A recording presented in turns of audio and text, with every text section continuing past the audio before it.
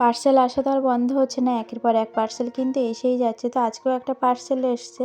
এটা ছিল open box delivery. তো তার জন্য কিন্তু তোমাদের সাথে আনবক্সিং করে শেয়ার করতে পারলাম না। এমনি তোমাদের সাথে শেয়ার করছি যে কী এসছে। তো পাপার জন্য একটা মিক্সি অর্ডার করা হয়েছিল। তো সেটাই আর কি এসছে 2 জারের মিক্সি। আর মিক্সিটা না বেশ ভালোই এসছে। জানি না এটা মানে চালানোর পরে কেমন হবে, কতদিন টিকবে। তো কিন্তু এমনি বেশ ভালোই এসছে মিক্সিটা।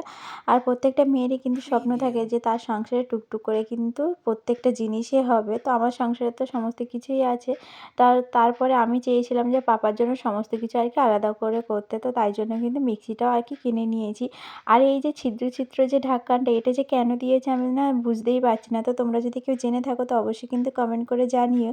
আর আমার ঘরে কিন্তু পার্সেলে ভর্তি হয়ে গেছে। আর দুটো একটা পার্সেল আসলেই কিন্তু পাপার সমস্ত জিনিস কমপ্লিট হয়ে যাবে। তো যাই হোক, তোমাদের কেমন লাগলো জানিও। আর কিছুদিনের অপেক্ষা, তারপর থেকেই কিন্তু পাপা আর কি সলিড খাওয়া শুরু করবে। তো চলো টাটা।